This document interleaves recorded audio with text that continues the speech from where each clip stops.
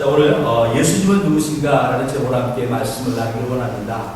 제가 한번 나눴던 것 같은데, 자, 오래전 어떤 심리학 교수 한 분이 자, 크리스마스라는 단어를 주고 생각나는 것을 적어보라 하고 학생들에게 과제를 줬습니다. 자, 크리스마스라는 단어. 자, 여러분 크리스마스 그러면 제일 먼저 뭐가 떠오를까요? 자, 내가 제일 먼저 떠오르는 것이 무엇일까요? 근데 학생들이 하나씩 적었는데, 네? 선물, 뭐 캐롤, 산타 할아버지 여러 가지를 적었습니다. 그런데 그 중에 예수님에 관해서, 예수님의 생일, 예수님에 관해서 쓴 사람은 하나도 없더라 하는 것입니다. 자, 그냥 크리스마스 그러면 우리가 생각나는 것은 혹시 시장에서 장사하시는 분들은 와 연말 대목 뭐 이렇게 한다든지, 네? 아니면 또 교회 나오신 분들은 교회에서 무슨 특별한 행사가 있다든가, 뭐 선물이라든가, 뭐 가족끼리 외식이라든가, 뭐 이런 것들을 생각을 하지, 네? 다 어떤 예수님에 대해서 정말 예수님이 이 땅에 오셨고 그 예수님이 저와 여러분을 위해서 정말 인간의 모습으로 오셨다는 그것에 대해서는 우리가 별로 중요시 여기지도 않고 생각하지도 않더라 하는 것입니다. 막상 우리 성탄절의 주인공은 예수님이신데 정말 우리는 그런 거기에 대해서는 전혀 우리끼리 즐기는 그런 모습인 것을 보게 되어집니다. 자, 오늘 예수님은 누구신가? 자, 시작에도 보면 예수님이 제자들에게 하루는 이렇게 물어봅니다. 제자들이 같이 말다가 그들에게 물어보기를 사람들이 나를 누구라고 하느냐 하고 물어보십니다. 자, 갑작스럽게 그냥 예수님이 질문하니 제자들이 당황합니다. 자, 그랬을 때 제자들이 나름대로 자기들이 들은 시중의 여론을 전달을 합니다. 자, 어떤 이는 세례요한, 더러는 엘리야라 하기도 하고, 또 어떤 이는 예레미야라 하기도 합니다. 라고 이야기합니다. 자, 거기까지는 그들이 남한테 주변 사람들이 하는 얘기를 듣고 전달하는 역할이었습니다. 자, 그 다음에 예수님께서 물어봅니다. 그러면 너희는 나를 누구라고 하느냐? 물어봅니다. 자, 우리가 가끔 가다가 질문할 때 전혀 생각지 못한 질문을 받으면 당황스러울 때가 있지 않습니까? 제 아들이 예수님을 따라다녔습니다. 예수님이 행하는 기적을 보았습니다. 예수님이 선포하시는 말씀을 들었습니다. 근데 예수님께서 느닷없이 물어봅니다. 너희는 나를 누구라고 하느냐? 자, 그럴 때 베드로가 대답합니다. 주는 그리스도요 살아계신 하나님의 아들입니다. 자, 이 대답을 듣고 예수님이 너무 기쁘셔서 그리고 베드로에게 말합니다. 바요라 시모나 내가 복이 있도다. 이를 내게 알게 하니는 혈육이 아니요 하늘에 계신 내 아버지시니라. 내가 내게 이르노니 너는 베드로라. 내가 이 반석 위에 내 길을 세우니 음부의 권세가 이기지 못하리라.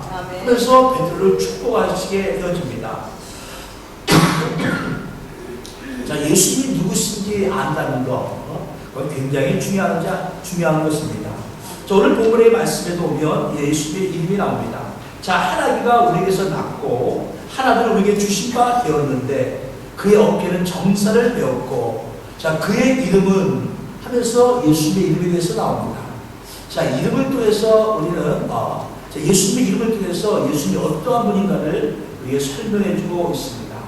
자, 먼저 그의 이름은 기묘자라 모사라 이렇게 설명하고 있습니다.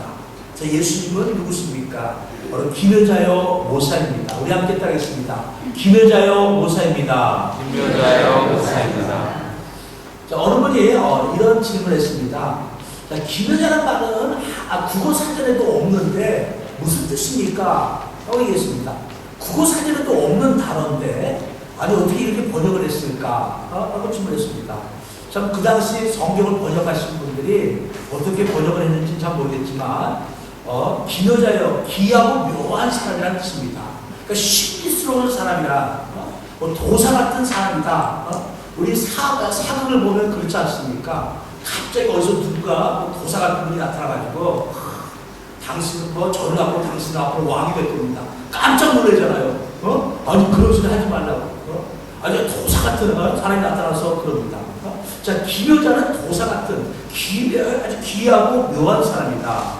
자, 모사는 계책을 세우는 사람이다. 이런 뜻인데, 자, 에스파뇰 성경에는 아드미라블레 콘세케로라고 얘기합니다. 영어에서는 원더풀 카운셀리 뭐였죠? 뛰어난 조언자라는 뜻이죠. 자, 뛰어난 조언자. 그러니까 기묘자여 모사라는 것은 뛰어난 조언자라는 것입니다. 우리 살아가면서 정말 우리 앞이 캄캄할 때가 있지 않습니까? 내가 무엇을 해야 될지 모를 때가 있지 않습니까? 어떻게 내가 일을 감당할 수 있을까 할 때가 있지 않습니까? 그럴 때 우리 예수님께 물어보면 됩니다. 예수님 기묘자여 모사여 뛰어난 조언자라는 것입니다. 우리가 큰 생각할 수 없는 뛰어난 것을 뛰어난 조언자가 돼서 나는 생각하지 못했는데 나는 미처 깨닫지 못했는데 바로 예수님께서 우리에게 조언을 주십니다. 그리고 그 조언대로 나아가게 되어지면 우리는 형통한 삶을 살 수 있게 되어진 것입니다. 자, 예수님은 바로 누구십니까? 바로 기묘자여 모사여 뛰어난 조언자다 이렇게 말씀합니다. 자, 계속해서 그분의 이름에 대해서 이렇게 얘기합니다. 자, 전능하신 하나님이라 이렇게 말씀합니다. 자, 우리 많은 분들이 처음 예수를 믿고 난 후에 우리가 이렇게 거부하는 발언 중에 하나가 예수님이 하나님이다 하는 것입니다. 예수님은 하나님의 아들 독생자라고 분명히 그렇게 가르쳤는데 그 다음에 또 와서 예수님이 하나님이라고 얘기합니다. 그래서 많은 사람들이 여기 대해서 궁금해하기도 합니다. 어떻게 아들이 아버지냐 하는 것입니다. 자, 어떻게 아들이 아버지냐 하는 겁니다. 이게 우리 동양적 개념입니다. 자, 아버지와 아들은 분명히 같을 수가 없다 하는 것입니다. 자, 그런데 우리가 이런 사상을, 이런 어떤 고정관념이 있기 때문에 예수님을 하나님으로 이해하는데, 받아들이는데 조금 어려움이 있기도 합니다. 저도 예전에 앵가에서 현지 목회를 할 때, 침례를 주기 전에 꼭 물어봅니다. 현지인들한테 이제 침례에 대해서 잠깐, 기본적인 것을 가르쳐 준 후에, 그리고 마지막으로 이렇게 질문을 합니다. 자, 예수님이 누구십니까? 라고 질문을 합니다. 예수님은 쉽게 얘기합니다. 예수님이 나를 위해 십자가를 죽으셨습니다. 나는 예수로 말미암아 구원받았습니다. 예수님은 하나님의 아들입니다. 여기까지는 아주 여린이 대답을 잘합니다. 그리고 제가 또 물어봅니다. 예수님이 하나님이십니까? 라고 물어봅니다. 그러면요, 다들 고민을 합니다. 이걸 어떻게 대답을 해야 되는가? 굉장한 고민을 합니다. 하나님이 아니고, 그럼 하나님이 아니다 그러면 인간인데, 인간이 우리를 구원할 수는 없는 것이고, 많은 분들이 굉장히 고민합니다. 그래서 자신 없게 대답을 하긴 하는데, 아주 자신 없게 대답을 합니다. 하나님은 아닙니다. 하나님이 계시는데 또 하나님이라고 하면 안 되니까, 하나님은 아닙니다. 그럼 예수님은 인간인가요? 예수님이 인간으로서, 인간인데, 그냥 그분이 우리를 위해서 주셨나요? 그것도 아닙니다. 모든 사람을 죄를 지었다고 성경 구에 나와 있는데 이것도 아니지 않습니까? 그래서 마지막 그 질문에 정확한 답을 하지 못하고 고민하다가 그냥 대부분이 모르겠습니다 하고 얘기합니다. 자, 왜 우리는 아버지와 아들은 같을 수가 없다, 다르다라는 개념을 가지고 있기 때문에 이게 예수님이 하나님이다, 이게 이해가 안 되어진 것입니다. 자, 근데 예수님은 성부 하나님과 동등하신 성자 하나님, 전능하신 하나님이십니다. 저를 보면 분명히 말합니다. 자, 그 이름은 기묘자라 모사라 전능하신 하나님이라. 전능하신 하나님이라. 아무리 그러하면 아마 지음바 되었고 라고 성경 분명히 얘기하고 있습니다. 자, 우리 예수님 하나님이십니다. 바로 성부 하나님, 성자 하나님, 성령 하나님, 우리 삼일째 하나님. 바로 우리 선이지만 그 세 분이지만 한 분이신, 우리 인간의 어떤 지식으로 이해하기 힘들지만 그러나 예수님은 하나님이시다 하는 것입니다. 자, 그분은 전능하신 하나님이십니다. 자, 전능이라는 단어는요, 아무데나 쓸 수 있는 단어가 아닙니다. 오직 하나님에게만 쓸 수 있습니다. 사람에게 우리가 전능이라는 단어를 쓸 수 있습니까? 어떤 사람이 굉장히 뛰어난 사람이 있습니다. 어디 가면 그냥 놀기도 잘하고, 노래도 잘하고, 그냥 사람을 움직이기도 잘하고, 그냥 뭐든지 다방면에 뛰어난 사람이 있습니다. 그 다방면에 뛰어난 사람이 있지만, 그런 사람이 할지라도 우리가 전능이라는 단어를 쓰지는 않습니다. 오직 전능이라는 단어는 하나님에게만 쓸 수 있는 단어입니다. 자, 성경에 보면 바로 떡 5개와 보리떡 5개와 작은 물고기 2마리로 5,000명이 넘게 배불리는 기적을 일으키시고 수많은 병자를 고치시고 무리를 거르시고 이것은 사람이 할 수 있는 일이 아닙니다. 어떤 재주가 많은 사람이 할 수 있는 일이 아닙니다. 오직 바로 전능하신 하나님만이 행하실 수 있습니다. 바로 그분은 예수님은 바로 그와 같은 분입니다. 그분은 바로 지혜와 능력이 무한하신 분이 바로 예수님이십니다. 자, 그래서 성경은 말하기를 바로 전능하신 하나님이라 이렇게 말씀하고 있습니다. 자, 우리가 예수님이 단순히 나를 십자가에 죽으셨습니다. 나는 그분으로 말미암아 죄사함 받았습니다. 나는 이제 하나님의 자녀가 되었습니다. 그것만 가지고 예수님 믿는 것이 아닙니다. 그분은 전능하신 하나님이기 때문에 내가 예수님으로 기도하면 바로 전능하신 하나님이신 예수님께서 내 모든 기도를 들어주실 것이기 때문에 그렇습니다. 내 모든 사정과 형편을 하시는 예수님께서 나를 내가 구하는 모든 것, 내 모든 성격과 사정을 하시는 주님, 예수님께서 내 가운데 함께 하시고 역사하실 것이기 때문에 그렇습니다. 자, 주님 말씀하지 않습니까? 무엇인지 내 입으로 구하라. 그리하면 내가 너에게 시행하리라 말씀하지 않습니까? 자, 주님께서 무엇이지 내게 구하라. 내 입으로 구하라.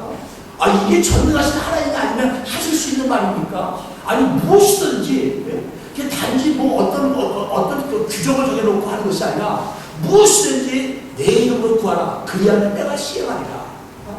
전능하신 하나님이기 때문에 하실 수 있는 말씀입니다. 자, 예수님은 전능하신 하나님이십니다. 계속해서 봅니다. 6절을 보면, 영존하시는 아버지라. 자, 영원히 계시는 아버지라는 것입니다. 육신의 아버지는요, 영원히 계시지 않습니다.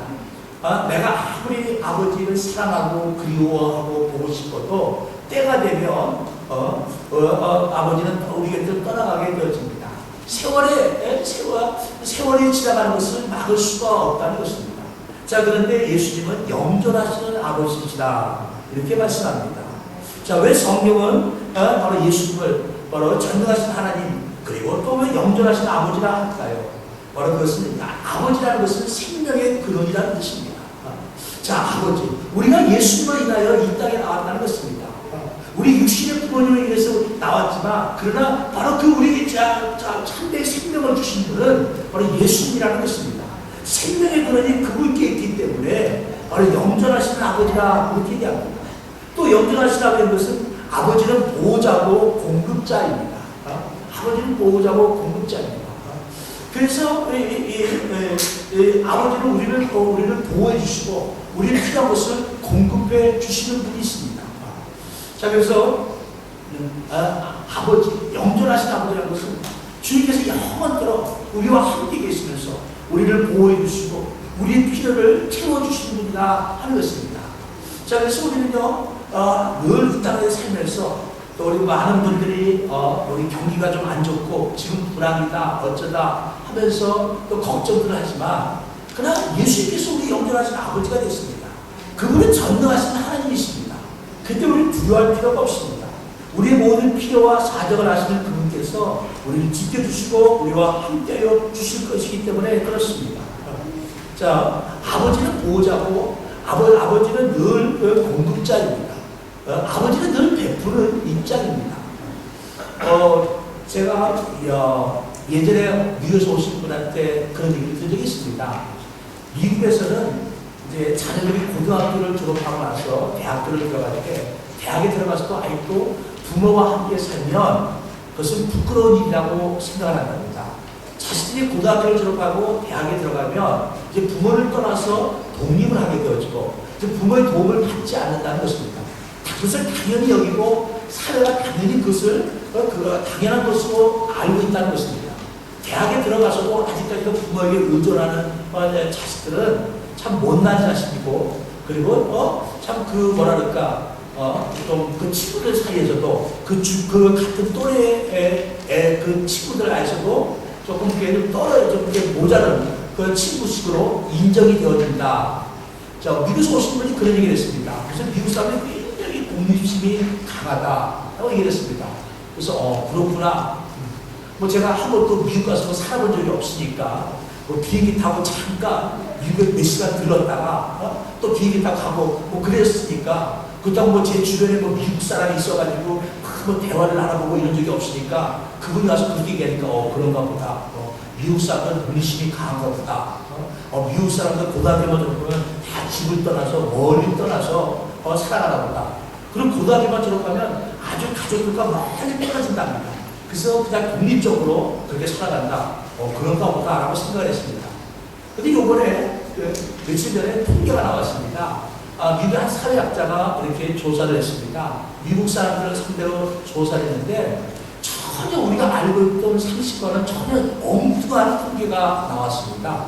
그 통계가 나오면 미국 사람들이 의외로 굉장히 보수적이랍니다.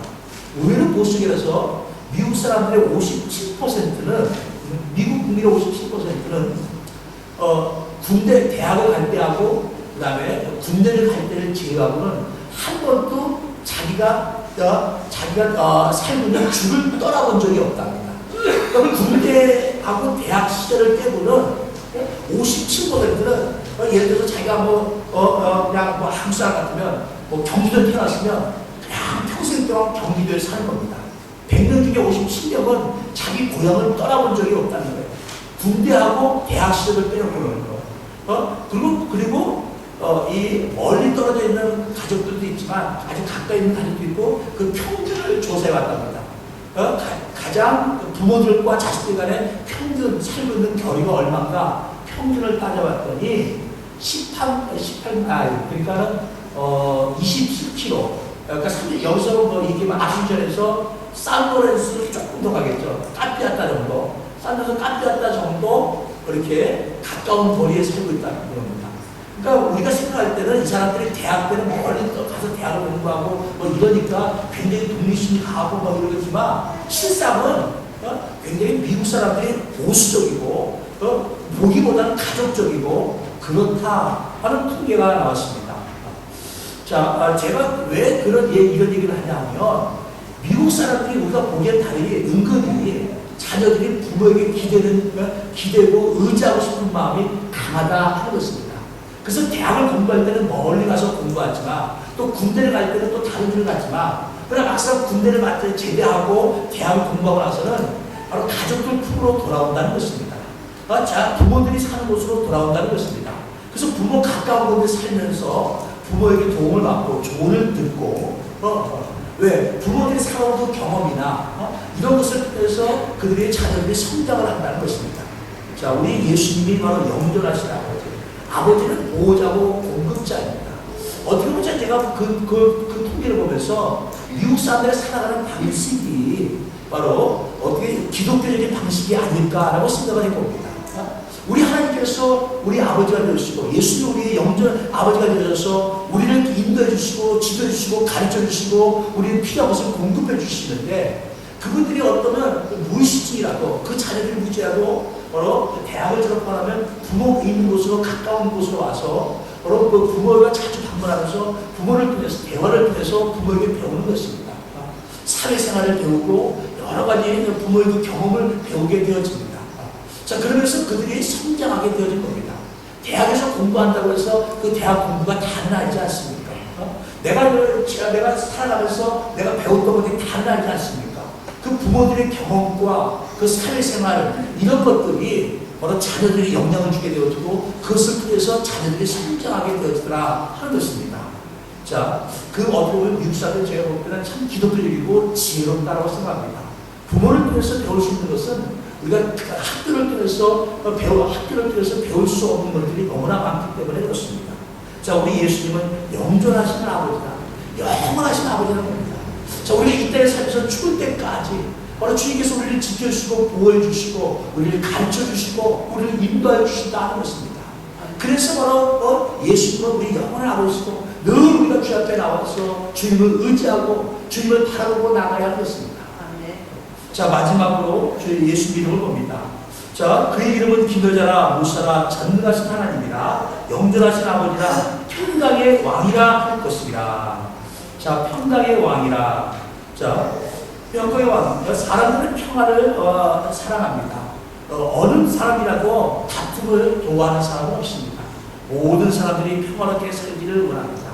자, 근데 사람들은 점점 이기적이 되어서 평화를 사랑하지만 평화롭게 살고 싶지만 사람들이 말하는 평화는요 바로 자기 중심적인 평화입니다.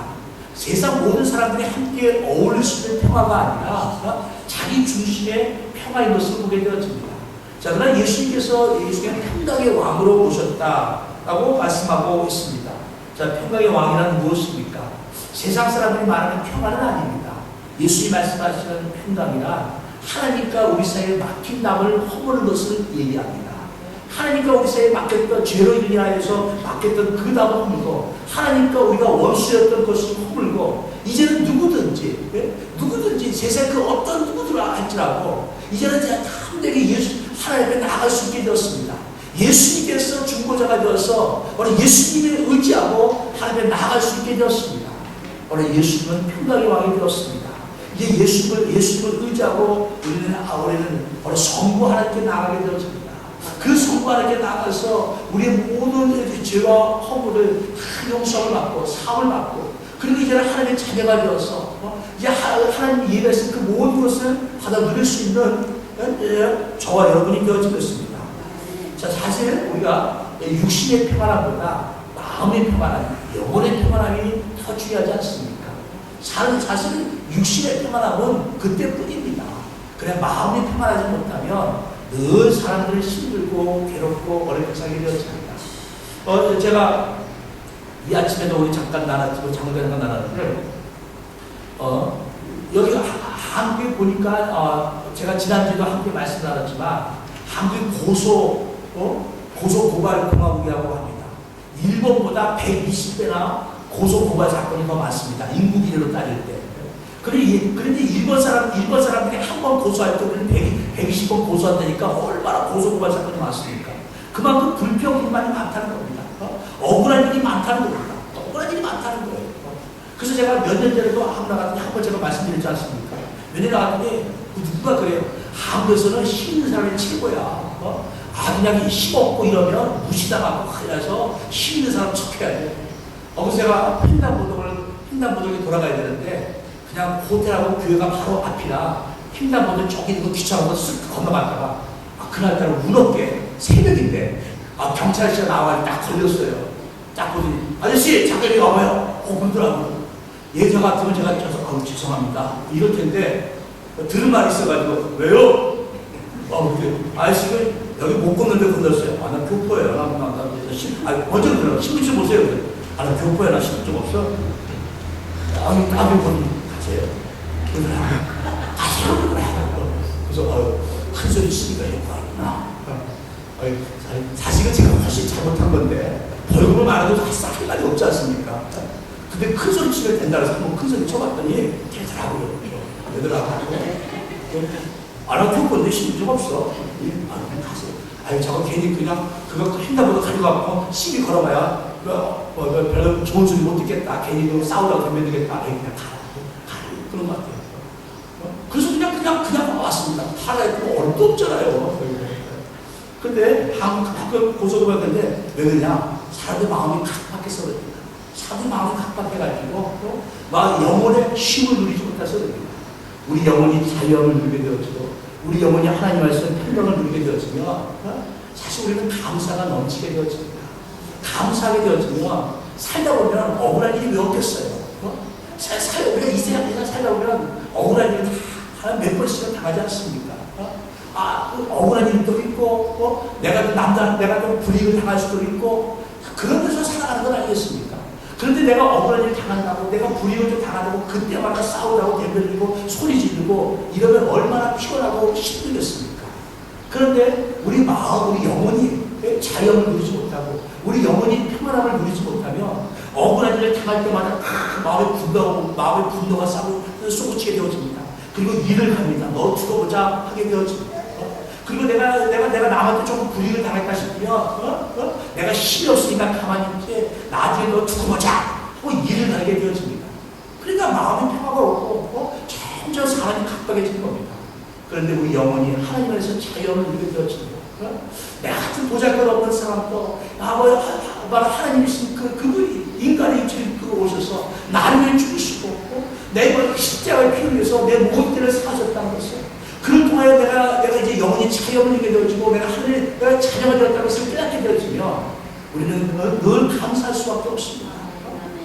예수님이 나를 죽으셨는데 살다 보면 내가 좀 불의를 당하고 내가 좀 억울한 일을 당해도 또 때로는 그럴 수도 있겠지 하고 넘어갈 수 있다는 것입니다. 억울한 일을 당하고 불의를 당하고 그때마다 일을 악물고 싸우자는 거야. 정말 힘들고 피곤한 거예요. 제가 예전에 청년 시절 때요, 저 억울한 일 당하면 가만 못 있습니다. 누가 나한테 조금 뭐 하면요, 그냥 견딜 수가 없는 거예요. 뭐 견딜 수가 없습니다. 그래서 이게 항상 허리에다가 누군 좀 개발된 총을 막 차고 다녔는데 한 번은 저희 집에 저희 형님이 옷가게 하다가 좀 힘들어가지고 좀 이렇게 부도가 난 적이 있어요. 그래서 좀 이렇게 좀 기간 좀 연장하고 좀 이런 해달라고 했는데 이 사람이 이제 막 부도가 오니까 소문이 안 좋지 않습니까? 도망간다, 뭐 저 집 큰일 났다, 망했다, 뭐 하니까 돈을 빨리 받아낸 욕심에 이제 지금은 안 되는데 빨아가는 그 당시는 됐습니다. 군 대령할 때 저 받아달라고 하고 어디서는 갑작스럽게 저희 집에 군 대령이 군인들 몇 명 데리고 나타난 거예요. 나타나가지고 저희 형님 협박하는 겁니다. 당장 돈 안 내는 거 하겠다고. 그래서 제가 집안에 있다가 하도 화가 나가지고 나갔습니다. 나가가지고 막 뭐라 그랬어요. 지가 대령인데 법적으로 하라. 변호사 시키면 되지. 네가 대령인데 뭐하냐 하고 막 뭐라 그랬습니다. 근데 이 사람이 저를 가만히 보더니 그냥 나가더라고요. 변호사 들고 나가더라고. 저 사람 왜 그런 사람이 안 돼? 근데 저희 형이 보면 그래요. 네 동생 왜 총을 차고 있냐고 그래요. 여기 서서 보통 사람은 안 보이거든요. 이게 총을 차고 있어가지고 안 보이는데 이 사람은 군인이니까 보더니 내가 뒤에 총 차고 안 보여요. 아무리 군대력이라도 젊은 놈 총 차고 나왔는데 저거 괜히 잘못했다가 쏘면 대령이 아니라 대장으로 총 맞으면 죽잖아요. 그러니까 이 사람이 가만히 보니까 안 되겠다 싶어가지고 일단 나가서 저희 형님 보고 나가서 경찰서 가자. 그러고 나서 이제 얘기해가지고 잘 해결된 적이 한 번 있는데 좋은 기억은 아닌데 저도 그만 젊었을 때 억울한 일 당하거나 조금 누가 뭐 불이익을 하거나 조금 뭐 나한테 좀 뭐 이게 뭐 피해를 주려고 하면 못 견뎠습니다. 근데 예수 믿고 나서 제가 조금씩 변화됩니다. 지금 또 살다 보면 억울한 일, 손해보는 일, 좀 불이익을 당하면 때로는 그럴 수도 있지. 그러고도 뭐 살다 보면 다 그런 거지 하고 넘어가게 되어집니다. 그게요, 마음에 영혼의 평화가 있으니까 가능한 겁니다. 우리 주님 말씀합니다. 평강의 왕이라 말씀하고 있습니다. 우리 예수님 안에서 우리 마음이, 우리 영혼이 우리 평안함을 누리시기를 주의 이름으로 축원합니다. 이 말씀을 정리합니다. 자, 예수님은 누구신가?